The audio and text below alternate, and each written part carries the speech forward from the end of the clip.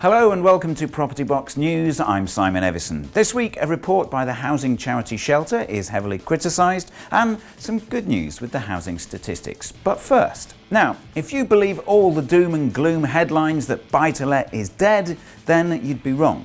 If you take a look especially at the amount of buy-to-let mortgage products that are currently available. The lending market clearly believes there is life in the old dog yet. Currently, there's a 12-year high. It's not since 2007, when the peak of mortgages available was at 3,305, have we seen so many. There's over 2,400 products available right now. That's a 21% increase over the last 12 months. And this according to figures released by the latest Moneyfacts report.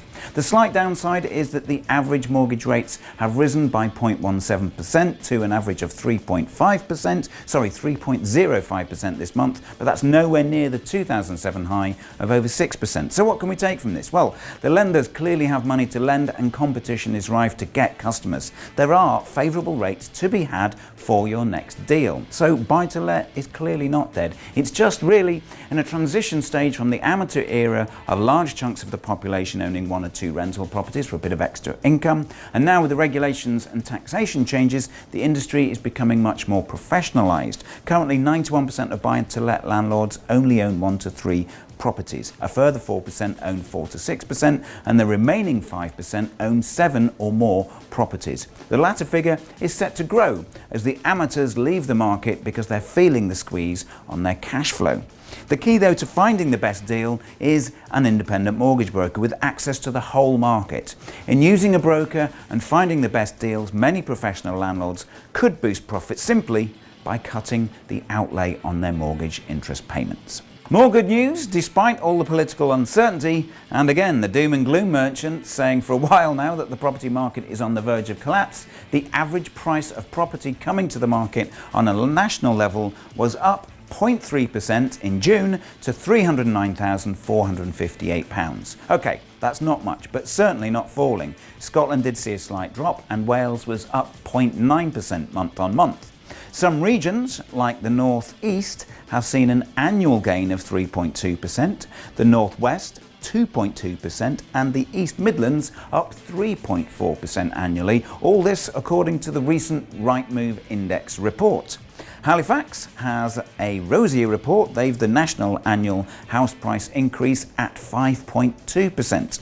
On rental prices, Hamptons International are reporting an annual increase in rent of 2.6% across Britain. Breaking down the regions somewhat, the biggest annual rise in the year to May 2019 was 4% in the southwest to an average of £814, followed by a rise of 3.2% in Scotland to £651, then a rise of 3.1% in Greater London to £1,716 per month. So capital gain strategy or good rental returns are, on the face of it, working very well. Now on to that report from the housing charity Shelter. It's removed a report from its website that called on the governments in England and Wales to copy the recent reforms of Scotland's private rented market. The disappearance of the report followed heavy criticism by the Residential Landlords Association. Shelter's report had heaped praise on Scotland's decision to ban Section 21 evictions and introduce indefinite tenancies. Entitled "The New Private Rental Tenancies, Evaluating Changes to Rental Agreements in Scotland," not the most catchy of titles.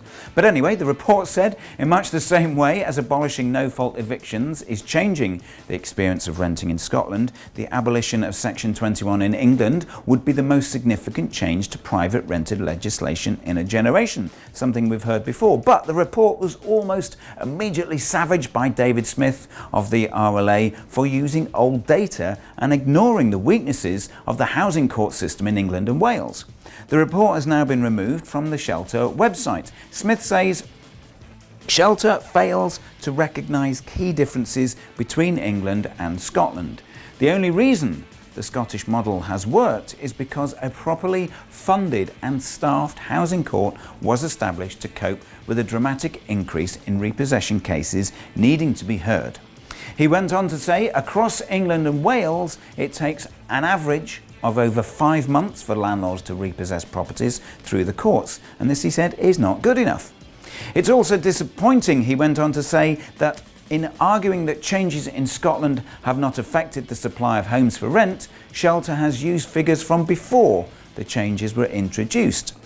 The proposed abolition of Section 21 is set to cause waves for some time to come, and would always love to hear what your thoughts are. So please comment below, because this is an ongoing debate. That's all from me this week. Don't forget to like, subscribe and share. See you next time. Goodbye.